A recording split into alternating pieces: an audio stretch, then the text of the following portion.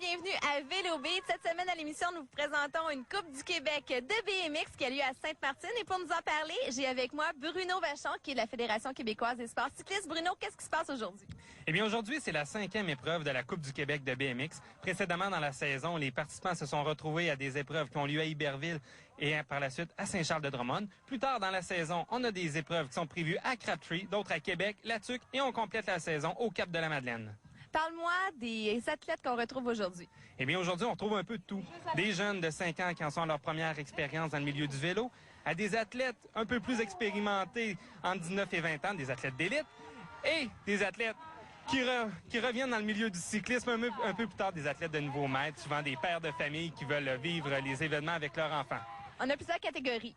Oui, effectivement, plusieurs catégories. On a des catégories de challenge. Des catégories de challenge, ça s'adresse aux athlètes qui veulent tout simplement vivre les épreuves un peu comme tout le monde. Et on a des catégories championnats qui s'adressent aux athlètes d'élite. Et donc là, aux athlètes de niveau junior, senior et maître, qui sont vraiment plus expérimentés, plus rapides sur la piste. Bruno, j'aimerais savoir en quoi ça consiste, dans le fond, une épreuve de BMX. Eh bien, c'est assez simple. On a 3 rondes de qualification. Les rondes de qualification, ça sert à déterminer les athlètes qui seront en mesure de se rendre au niveau des finales. Donc, les meilleurs des qualifications se rendent en finale. Et la finale, c'est une course à 8 coureurs. Et c'est l'ordre d'arrivée qui détermine les vainqueurs de l'épreuve.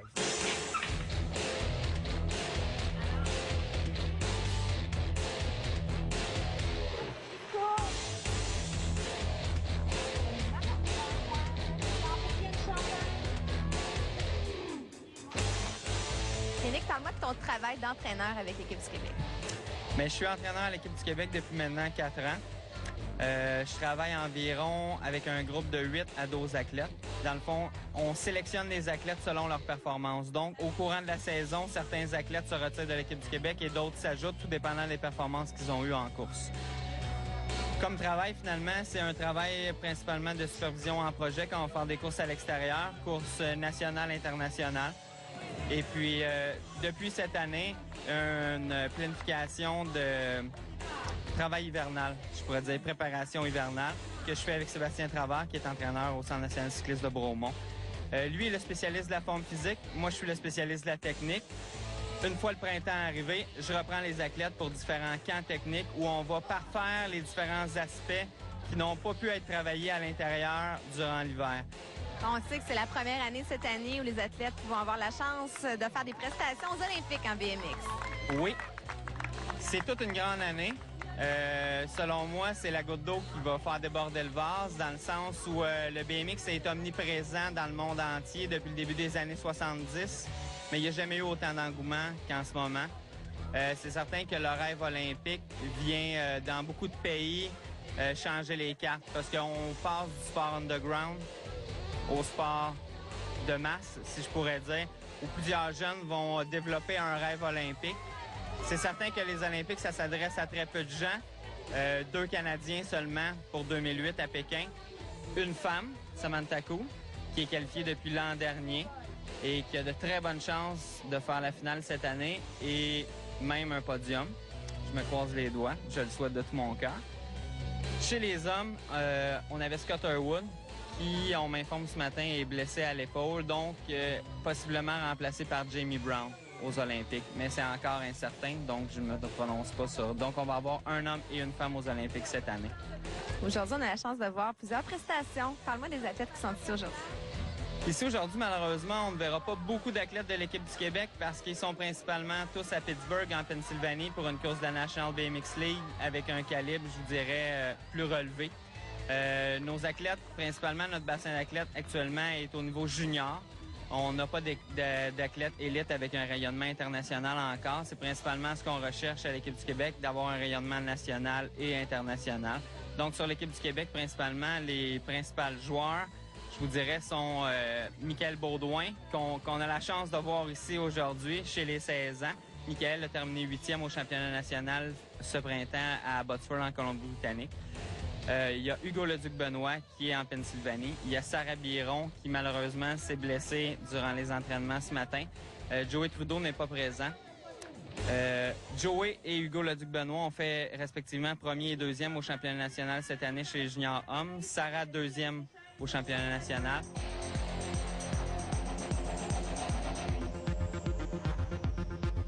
Je suis avec Sarah Biron, qui est notre meilleure Québécoise, ici à la Coupe du Québec. Mais Sarah, la journée est terminée pour toi déjà. Ah oui. En fait, pendant le réchauffement, j'ai eu une vilaine chute. Et que là, je me suis défaite un peu le genou. Et je vais prendre ça mollo pour la prochaine course.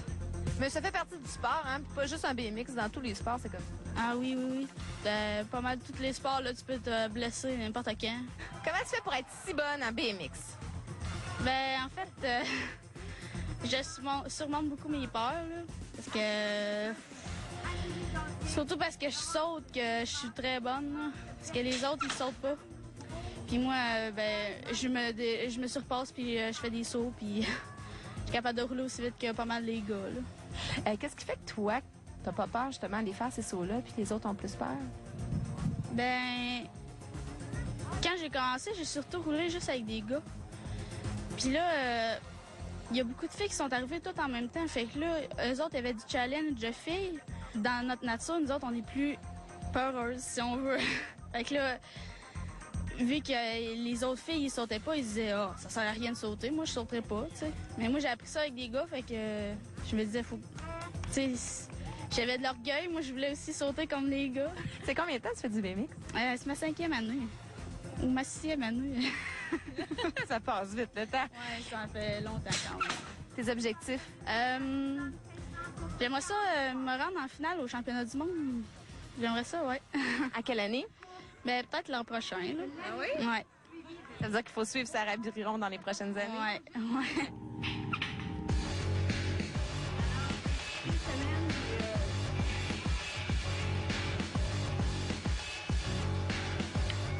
Yannick, parle-moi de la technique qu'on doit avoir en BMX.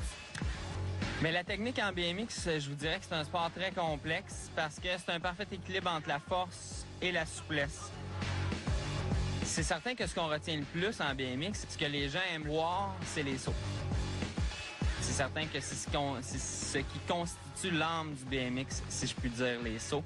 Surtout que quand on dit BMX, on fait souvent allusion au BMX de parc, donc aux épreuves de freestyle, qui sont très, très, très relevées en amplitude sur les sauts.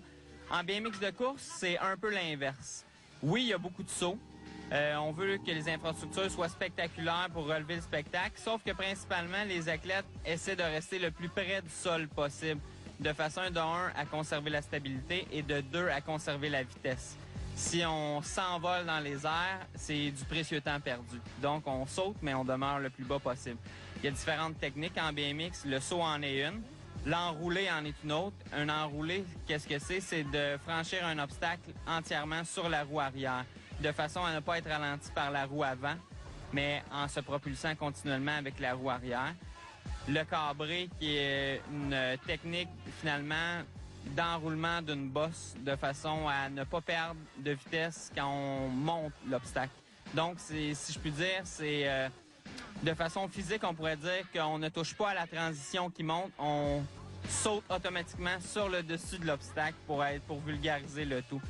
Donc, ces 3 techniques sont les principales utilisées en BMX. Là, c'est certain qu'ensuite de ça, la combinaison de tout ça, comme le cabré sauté, sauté enroulé, viennent intervenir, mais là, on parle de niveaux très, très, très avancés. Pour le sprint final, tes conseils? Pour le sprint final, ici, on peut pas parler de sprint parce qu'il y a beaucoup trop d'obstacles pour faire un sprint pédalé. Donc, c'est vraiment ici, on voit la technique d'enrouler et de compression-propulsion que je vous expliquais sur la ligne d'arrivée. On parle de 10 obstacles consécutifs non-stop, avec aucun plat. Donc, faut être dans la